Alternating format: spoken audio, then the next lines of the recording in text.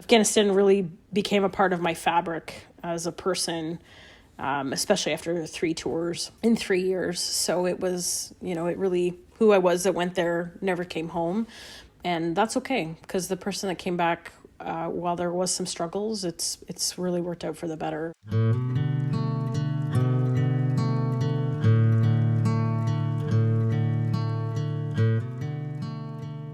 Hi, I'm Shannon Busta, and you're listening to For Her Country, a podcast produced by the True Patriot Love Foundation and the Captain Nicola Goddard Fund.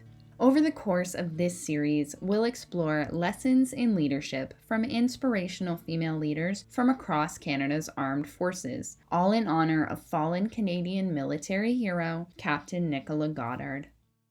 The clip you just heard is from my conversation with Captain Mary Ann Barber, a nurse with multiple deployments, including both Kabul and Kandahar, Afghanistan. Mary Ann is a passionate healer who has saved countless lives, all while working in conditions that would realistically send most of us running for cover. In 2013, Mary Ann began working at the Canadian Forces Health Services Training Centre in Borden, Ontario. While she was there, she taught a number of courses, including the Primary Care Nurse course and the Basic Nursing Officer course. Mary Ann had an incredible career in the armed forces, but her work overseas definitely took its toll, and she was medically released in 2018 with post-traumatic stress disorder. But shortly afterwards, she finished her master's degree in nursing, and since graduating, she has worked across Canada as a nurse practitioner in far-flung places including Baffin Island in Nunavut and interior BC. And a quick warning to our listeners, this episode includes some depictions of Mary Ann's time in Kandahar that some listeners may find disturbing.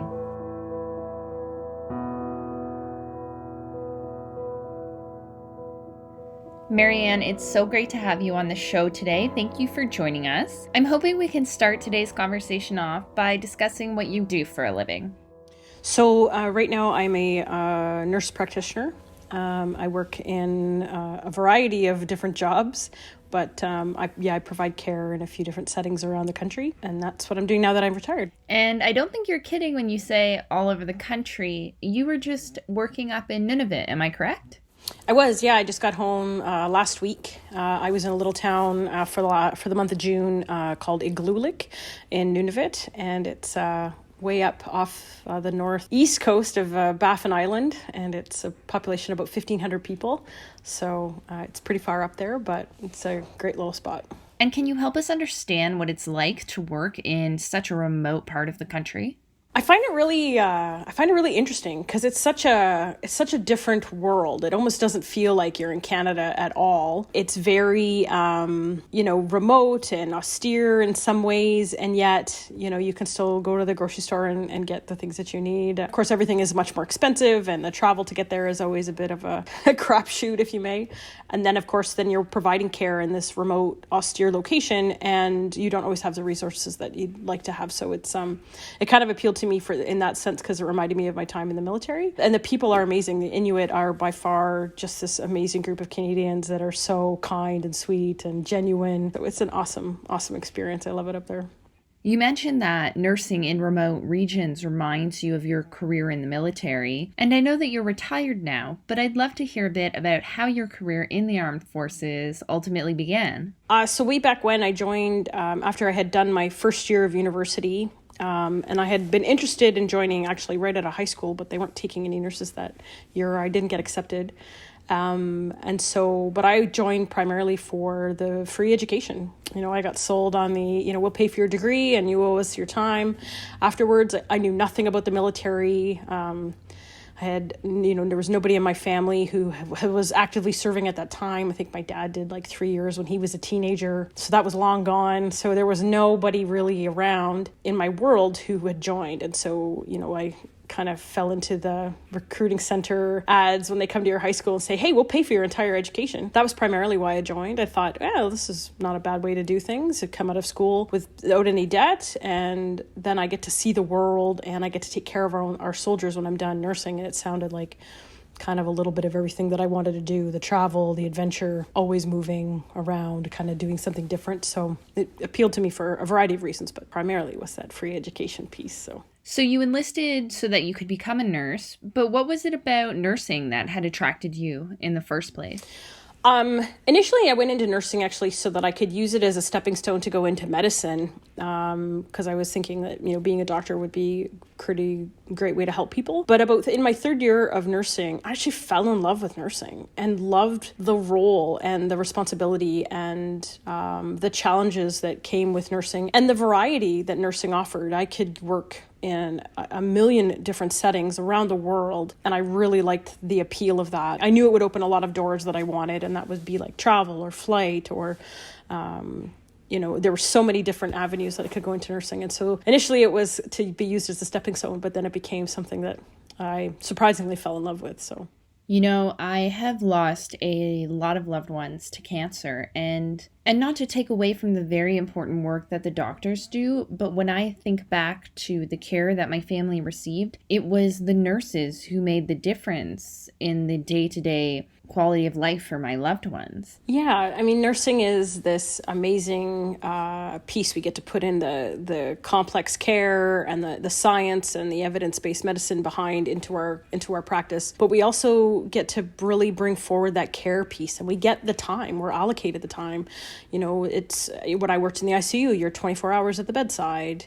When you're working med surg, you're bathing and dressing changes, and you're up with these people all the time, and you're really helping people in their most dire moments. It's such an honor to be a part of this profession that, at people's lowest moments, you're the person who goes in to help, and that I find very honorable about what it is that we do. And I lecture a little bit with a few different colleges and universities and their nursing programs, and I always try to reinforce to the new grads, like, this is a place of honor. Like, we have to work our butts off to be able to do this care, but on top of that, you are helping people at their lowest moment, on their last day, when they take their last breath.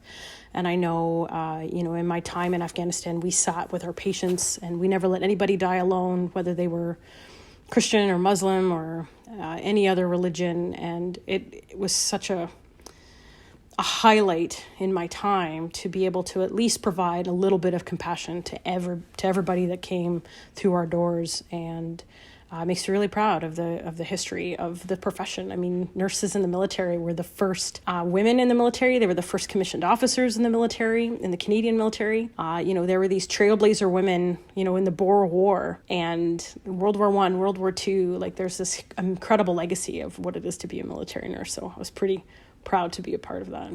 And what a gift to be able to stay with someone in their final moments.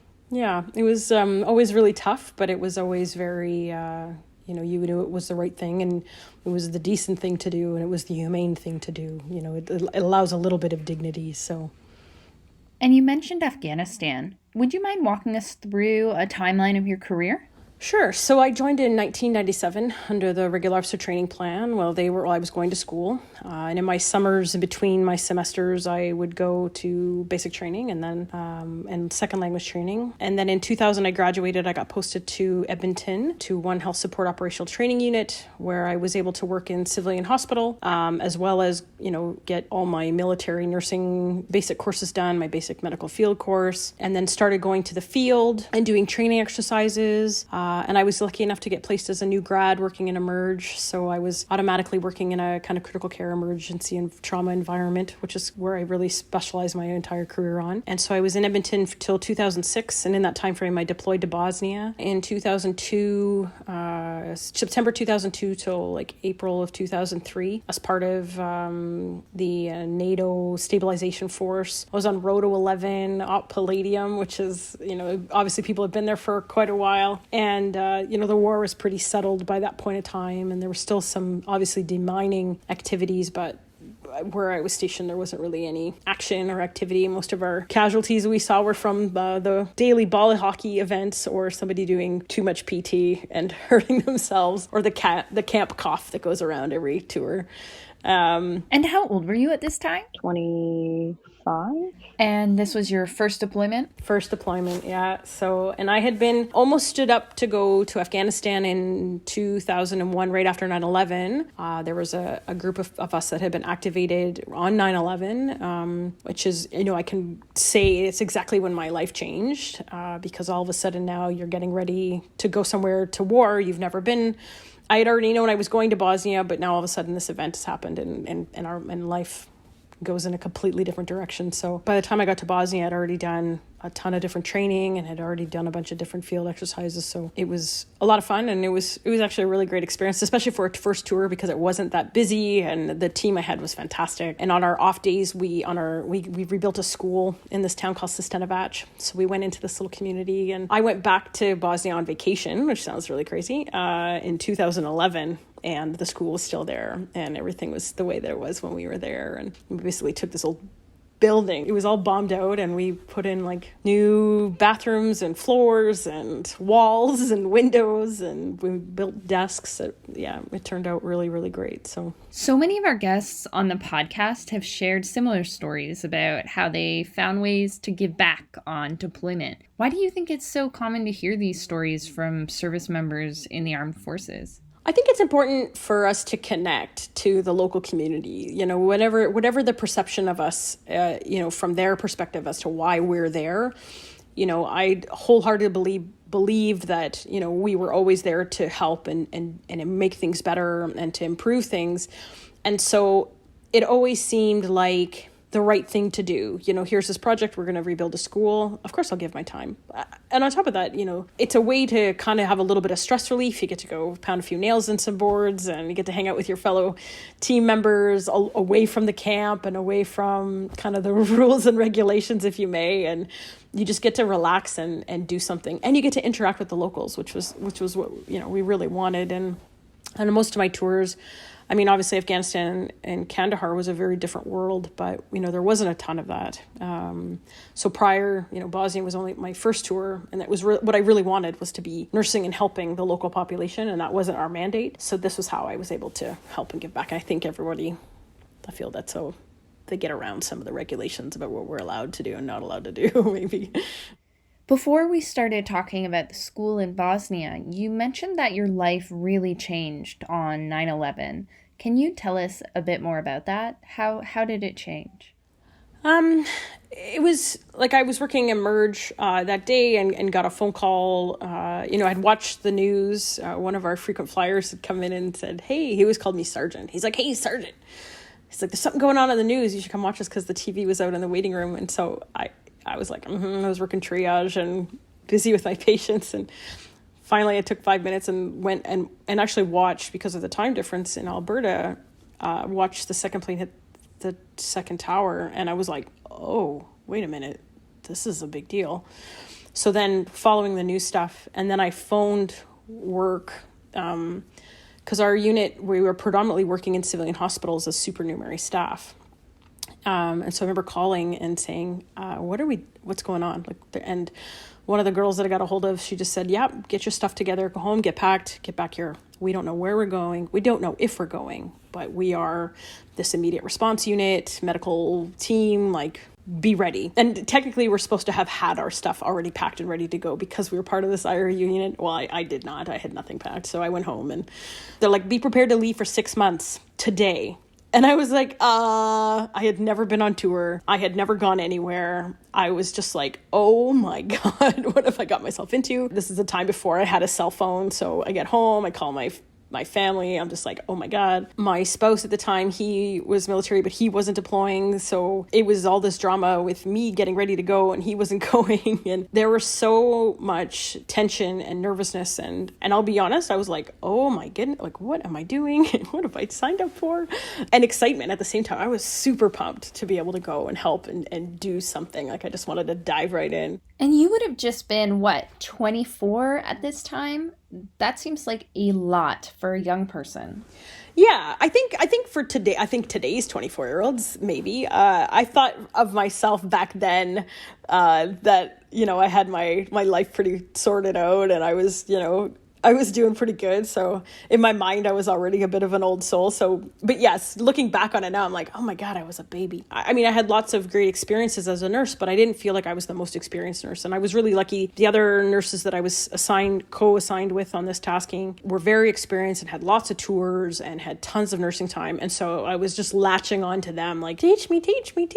Like, what do I need to bring? And what should I do? And it was, I was really lucky that I had some great mentors that whole time frame. So it wasn't, and it resulted in nothing. We did all the ramp up training. We did all the stuff that, we were supposed to do to get ready to go. And when the battle group went in 2002, we got left behind because they wanted to take some medics and some PAs, but they didn't want the surgical team that we had put together. Essentially, they were going to get their medical supports from the Americans. So we got stood down, and then on my tour to Bosnia was back on again. So then I was on my way instead to, in the winter time, to Afghanistan, and the fall I went to Bosnia. So I was still deploying, which was kind of cool. So, but after Bosnia, you eventually did end up going to Afghanistan. Is that correct? I did, yeah. So I did Kabul. So I got home in April of 2003. March 2003, and then finished my ICU and Emerge courses, and then was able to get a bit of clinical consolidation time in there. I also did the BC fires in Kelowna and Vernon, British Columbia, which is the first time I was ever out here. So it's kind of interesting to live here now, 17 years later. But so I did that in the summertime, and then I went to Afghanistan in Kabul in January of 2005 until about mid-July 2005. And were you working in a hospital while you were there? Yeah, we were set up at a Role 2 health unit, which is essentially, like 2 ICU beds, 2 resuscitation bays.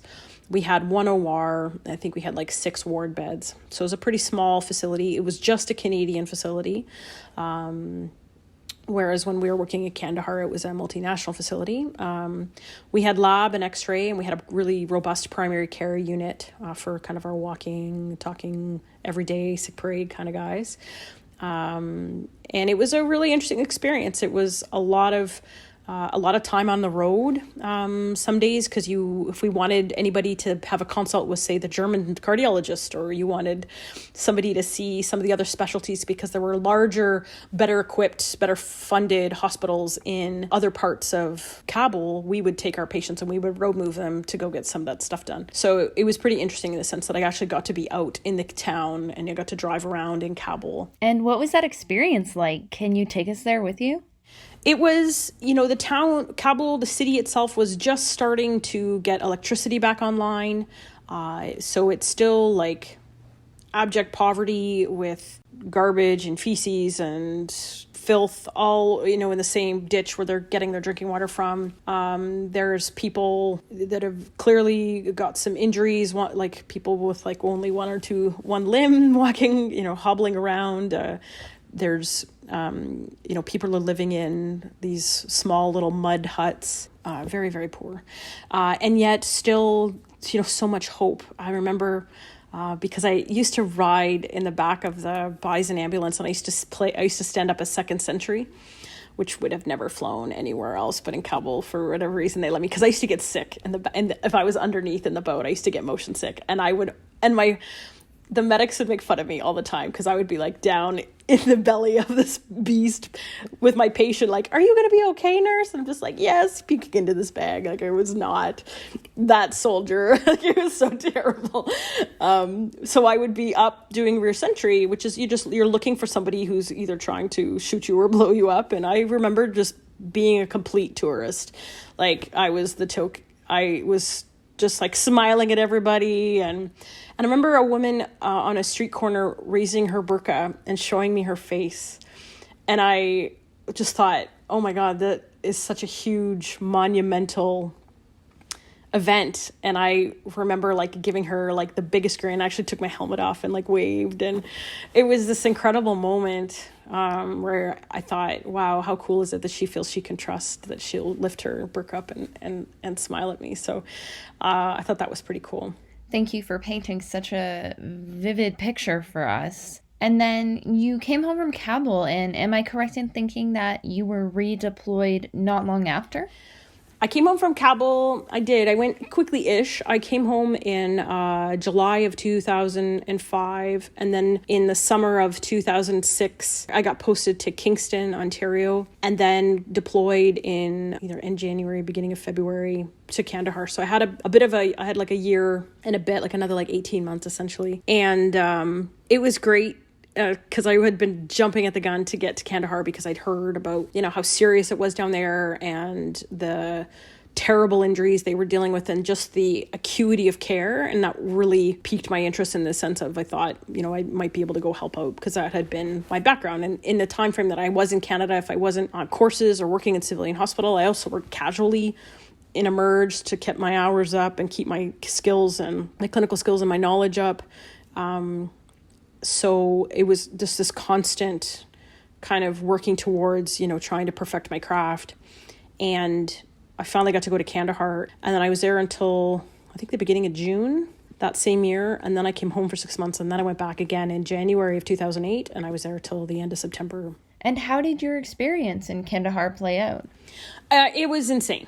It was probably the most heartbreaking, gut-wrenching, life-changing experience, and yet probably the most rewarding. Like, I loved my time in Afghanistan in the sense that I felt the work that we did mattered. I thought the care we provided was outstanding considering the circumstances. Our teams were amazing. The people I was surrounded by were outstanding from all nations. And it just seemed like it was stuff that mattered. It was work that mattered. It was care that mattered. You weren't listening to somebody whine and complain about having to take their blood pressure pills because they eat McDonald's every day. You're just like, ugh.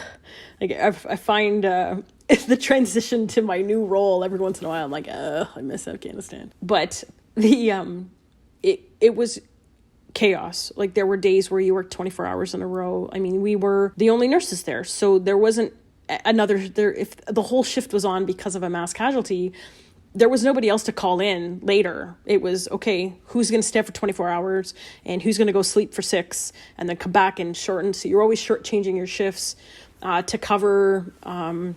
There was this nonstop flow of bodies and casualties that, were all blast, gunshots, like IEDs, bombs, motor vehicle accidents, as a result of probably running, getting shot or running over a bomb.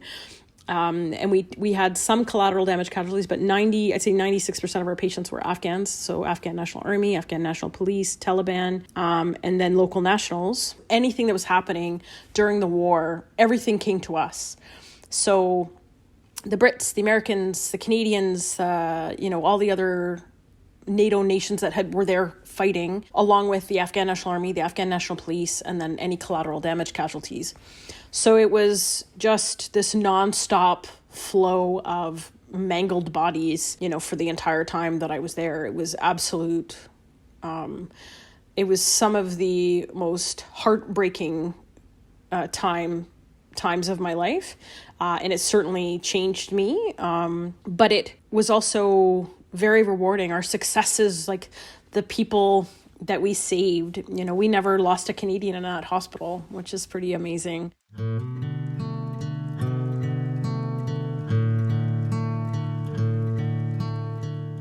I'm Catherine Rusk. Captain Nicola Goddard was my sister, and I'd like to make a request. Military service can bring great challenges and sacrifices. Women in particular can face unique issues. Help True Patriot Love and the Captain Nicola Goddard Fund support Canada's servicewomen, veteran women, and their families.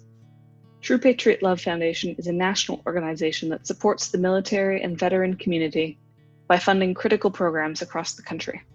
Please consider donating today towards their mission at tplgoddardfund.com. No donation is too small.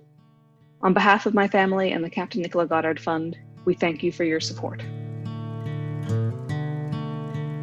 This episode is sponsored by Waypoint Investment Partners. Waypoint has been a proud supporter of True Patriot Love since 2018, and we thank them for sponsoring today's episode.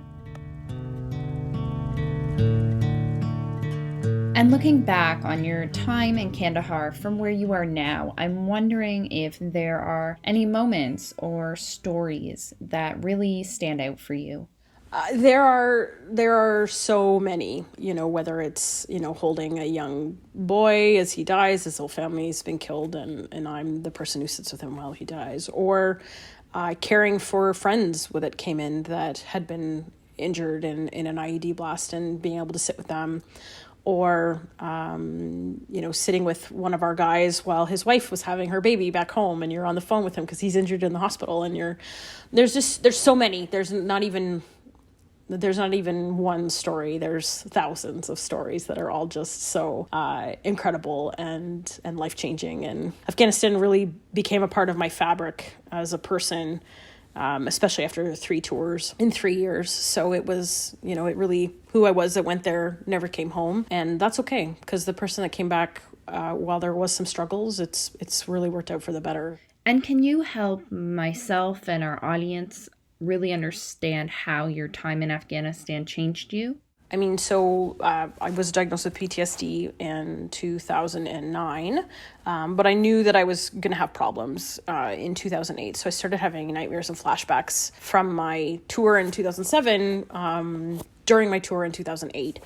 And then I started, having a really challenging time, more particularly towards the end of my tour. And then once I came home, it just kind of fell apart. And it, the nightmares and the flashbacks. And then on top of that, there's this inability to connect with people. So you go through the motions of becoming a robot to kind of stifle your emotions and feelings and your connections with people, because that's how you cope with so much trauma and death and dismemberment and all of these terrible things that you experience. It becomes this normal to just cut everybody out. So it became really hard for me to connect with people. I couldn't be around anybody who had kids. I barely see my nieces and nephews now to this day. I'm not great with children. I don't enjoy being around children, and I'll never be a mom. So that's a piece that's really obviously changed. But I got really great care. I got really involved in the counseling that I needed to do.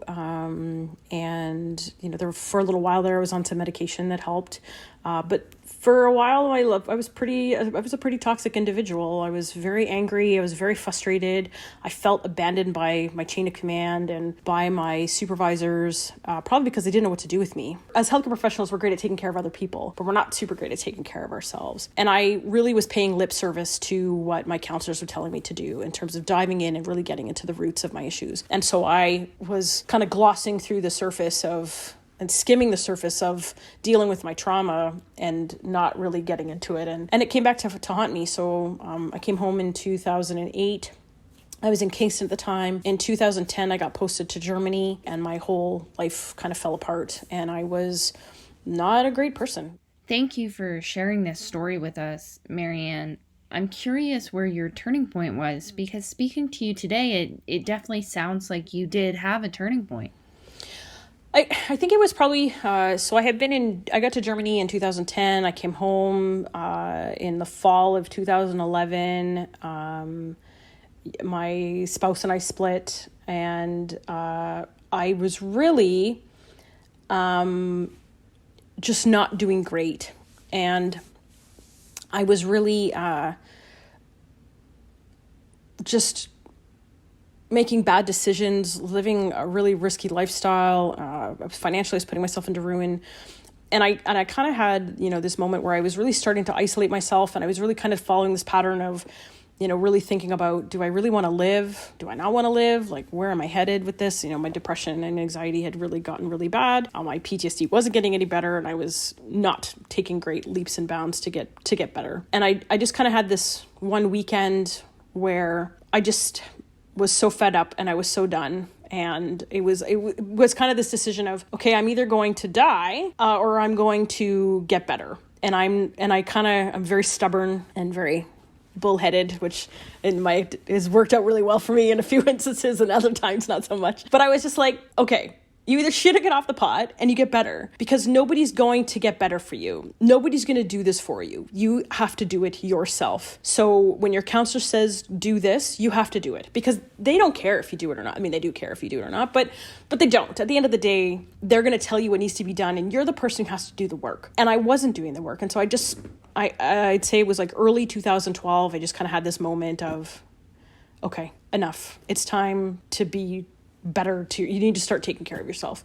You need to get better, or this will kill you. Like, just enough. And it was just kind of this resolution of, okay. And I started really getting into, the counseling, and I quit drinking for a while. I really paid attention to the reasons behind my behavior, the excessive spending, all of the things that I was using as coping mechanisms that really weren't helping me. And then finally, like this kind of like fog lifting, was able to finally kind of walk myself out of, the depths of my depression, to the point where I got I'm no longer on any of my medications. I check in with my counselor once a month, just because I can and because I love her and she's wonderful. But, it was a complete game changer, but it was my choice. It was me who said. It wasn't my doctor. I mean, my doctors, the nurses that I worked with, the people I was surrounded by were all telling me. My chain of command was saying, like, okay, Mary Ann, like, you need to get better, and it's time, like, come on now. And I just really had to start listening, and I was not listening before, so. Wow. I'm so glad that you did listen to your chain of command and your support systems, and you pulled yourself out of that hole. Yeah, no, absolutely. And it really is, it really was an uphill battle, but it was one that needed to be done. I didn't want to become a statistic. And I didn't want my life to be what it was. So I was really unhappy, and I knew that if I wanted to be happy, it was me who had to change it. There was never going to be a magic pill or one magic counseling session or one magic wave of some wand that was going to happen, and all of a sudden my life was going to be better and my PTSD was going to be gone and that everything would be okay. And it was, this kind of like aha moment, like, okay, time to go, up we go, start climbing this mountain. And I did. So I left Ottawa in 2013. I got posted to the Canadian Forces Medical Services School in Borden. I was able to go and start teaching at the end of my career, which was awesome for me. I got to help teach our nursing courses, the doctors, the physician assistants, all of our medics, our medical technicians that we have in the military, so QL3s, QL5s. I got to help run some of the trauma training, the advanced cardiac life support training, which was awesome. So I was able to do all of these really great things with all of this experience and knowledge that I had. And I felt at the end, in spite of even all of my ups and downs and all of the terrible things that I had gone through and survived, that I was able to come back to being a contributing member again before I was out. I'm curious if you have any words of advice for folks out there who may be struggling with their own mental health crises in this moment. Something that I learned along the way was that it's really important to acknowledge that it's okay to not be okay. We have this expectation, I think, especially as women, that, we have to be able to juggle the world and just keep going and put a smile on our face and have our hair and our makeup done and away you go. And I think what I've learned over time is that, one, sometimes moving forward is just standing still. And so if all you can manage to do in a short period of time, or even in a long period of time, is just get through the day, then that's okay. And one thing that I really came to realize is that I didn't need to take on the world. When I look back at all the things I accomplished while I was still in uniform, I'm really proud of what I did and the patients I took care of and the things that I did. But I also know that some of my ambition also contributed to my demise. There was no time for me. There was only ever time for my career. And looking back now, I wish I had more of a balance. And so I really make a point now of having balance. I work casually for the government of Nunavut. I work casually with Interior Health here in Vernon, British Columbia. I have been hired with First Nations Inuit Health Branch in Alberta. There's a couple other places in the mix, but I will not work full-time anywhere. And I'm okay with that. I have my pension, so I'm lucky in that sense. But I wish that I could go back and tell younger me, just whoa, just slow down. Like, you don't have to do it all, and you don't have to take it all on. And again, really that piece of sometimes moving forward is just standing still. And I wish I had known that in my early 20s or my mid 20s when I was, taking on the world and thinking I was kicking butt, when really I was just kicking my own butt instead. Well, Mary Ann, I want to thank you so much for just being so generous with your story and being so honest with us. It's just been an honor to have you on the show today. Well, thank you for having me. I really appreciate it. I've been listening avidly to all of the sessions, and I'm really humbled and honored to be included with this incredible group of women that you've had on here. So thank you for including me.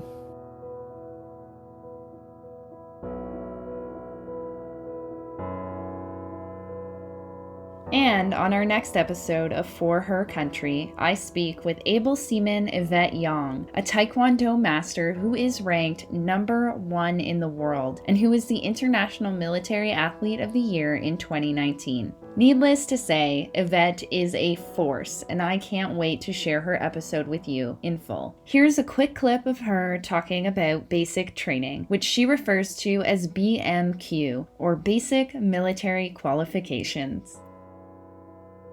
When I walked into BMQ, all eyes were on me, small little Asian girl. But when I was promoted to platoon leader, I definitely showed who I was. I'm used to people looking down on me and not expecting anything from me. And that actually drives me more to be better than them, to be better than what I was yesterday. For Her Country is hosted by me, Shannon Busta. It is written and produced by me and Katrina Bulak. Our music is by Whiskey Wolf and Oceanic Piano. A special thank you to Catherine Rusk and the Goddard family and the team at True Patriot Love for their support throughout this project. And thank you to our episode sponsor, Waypoint Investment Partners. This project was produced with the True Patriot Love Foundation and the Captain Nicola Goddard Fund. True Patriot Love is Canada's leading organization that supports military members and their families. It administers the Captain Nicola Goddard Fund, which was started by the Goddard family to support women in the military in honor of Nicola. To learn more about this podcast and the great work of this organization, please visit forhercountry.ca and consider donating if you can.